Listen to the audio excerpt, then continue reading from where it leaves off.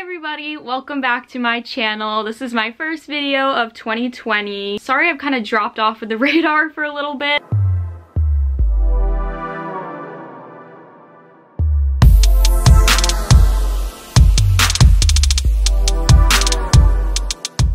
I've never been so happy for a year to end in my life. I can't wait to leave all the shit that happened in 2019 in the past. It's been a roller coaster of emotions, and okay, hear me out. I have this theory that I only have good years when it's an even numbered year. And this might sound crazy, but I can literally track it all the way back to 2010. And so a whole decade of even years being good years and odd years being not so good. So I am coming into 2020 with open arms, optimistic for a good year. Sorry, I'm weird. That being said, the past month I've been thinking a lot about what kind of changes I want to make in my life in 2020 so that I can be happier and healthier and just really enjoy my adolescence. So this video is going to be pretty short, which is fine, but it's a nice little introduction back into the world of YouTube. Today I'm going to be sharing with you my New Year's resolutions for 2020. I know I'm not gonna follow through with these. Since it's January 6th, we are 6 days into the new year.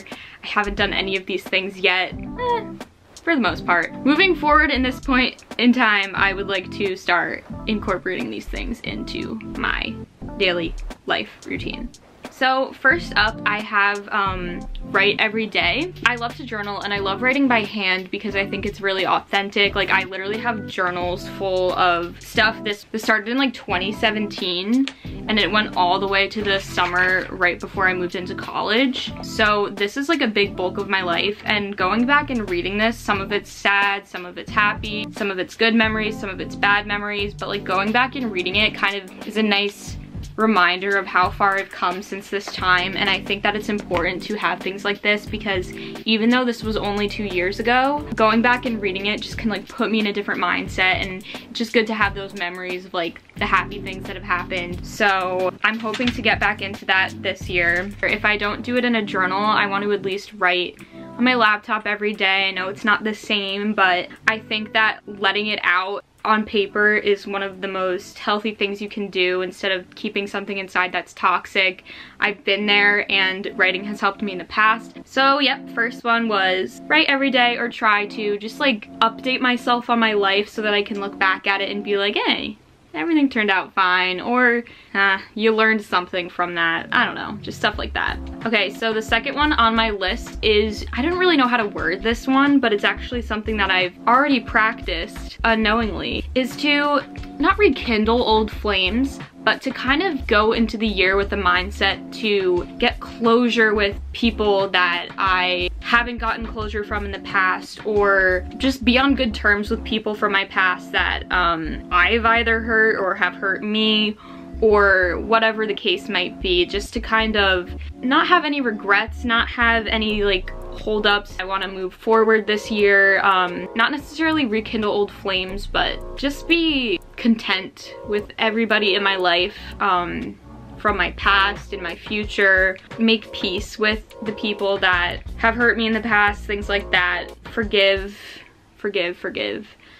which is a hard thing for me to do. I think I need to work on that more specifically. So yeah, there's that.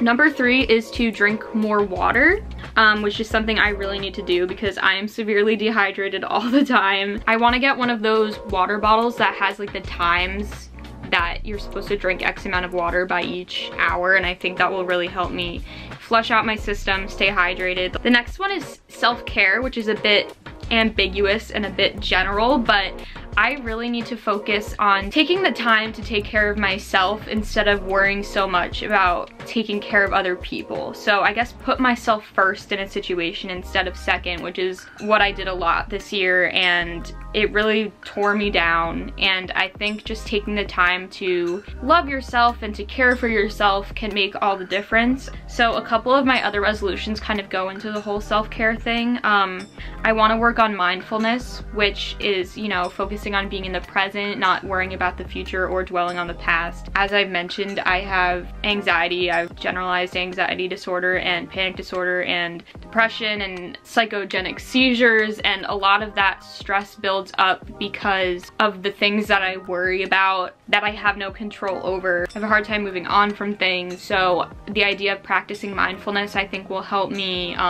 be in the present more and just enjoy life for what it is rather than overanalyzing every single thing and kind of just picking everything apart to the point where I go crazy. To go along with that one, I want to meditate more, which by more I mean I want to start meditating because I don't do that. I've been told numerous times that meditation is good, but I think that meditation can really help with the self-care as well and lower my levels of stress and anxiety.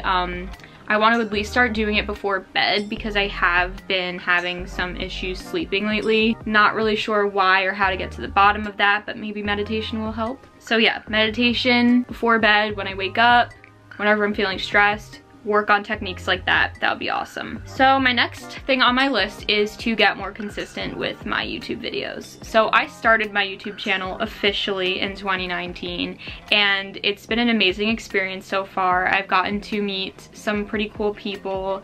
My community has grown from 0 subscribers to 200, even though that's not that much. I'm thankful for every one of you who continues to support me, and I want to focus on, you know, making more regular content for the people that are watching because I do appreciate you guys. So that being said, I want to try to get into a schedule of posting weekly again.